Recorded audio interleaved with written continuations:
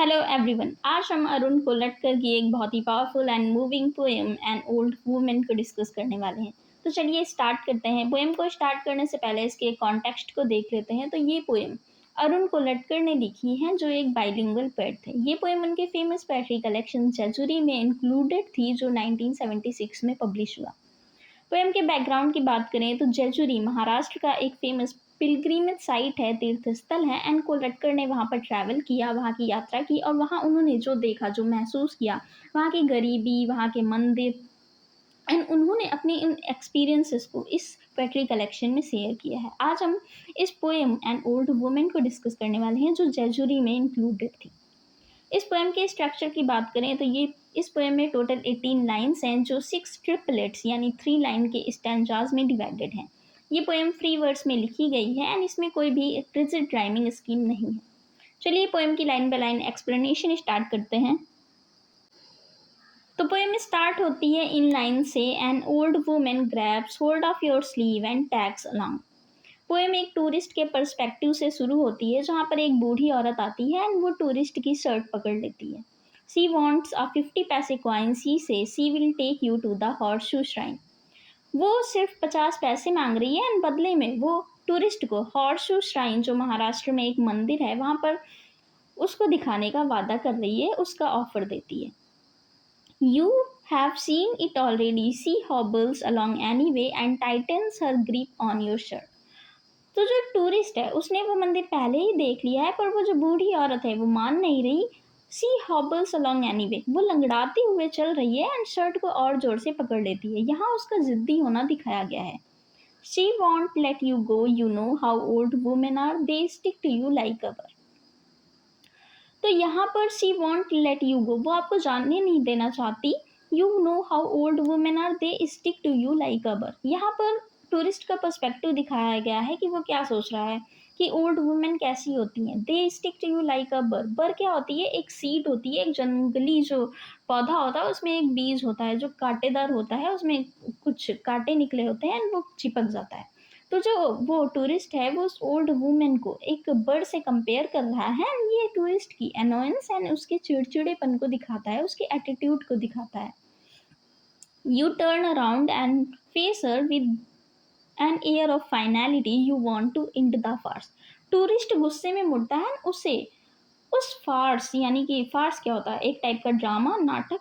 तो वो उस ड्रामे को ख़त्म करना चाहता है। उसको लगता है वो जो बूढ़ी औरत है वो नाटक कर रही है एंड जानबूझकर उसको मंदिर दिखाना चाहती है, एंड वो गुस्से में पीछे मुड़ता है कि अब उसे ये नाटक ख़त्म करना है। When you hear her say what else can an old women do on hills as dressed as this.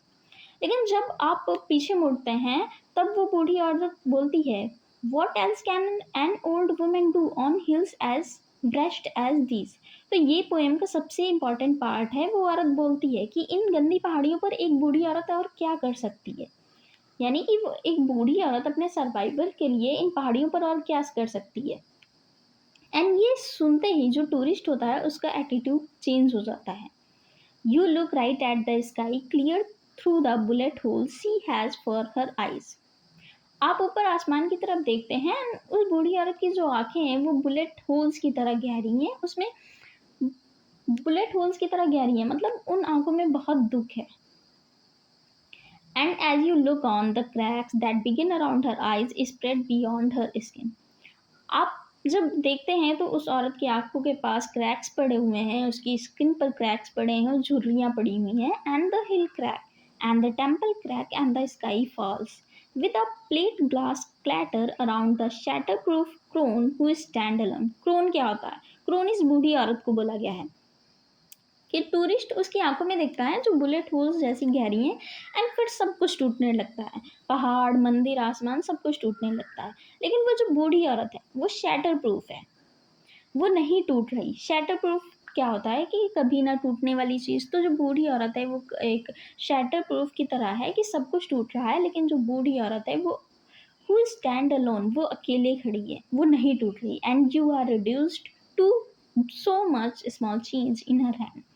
And आपको रियलाइज़ होता है कि आप उस बूढ़ी औरत के हाथ में जो सिक्के पड़े हुए हैं, जो चिल्लर पड़े हुए हैं, आप उनके बराबर हैं।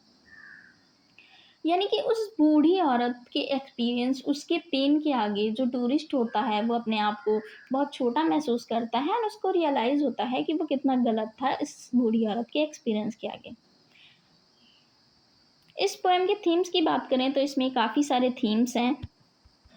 तो सबसे पहला जो थीम है वो पॉवर्टी एंड ह्यूमन रिसाइलेंस है कि जो बूढ़ी औरत है वो सिर्फ अपने सर्वाइवल के लिए पैसे मांग रही है, बदले में वो उसे हॉर्स श्राइन मंदिर दिखाने का वादा कर रही है। इंडिफरेंस वर्सेस एम्पैथी कि हमारी लापरवाही और हमदर्दी। पोएम की स्टार्टिंग में नैरेटर जो टूरिस्ट होता है वो उस बूढ़ी औरत को एक बोझ की तरह समझता है एंड हम भी अक्सर सड़क पर लोगों को इग्नोर कर देते हैं।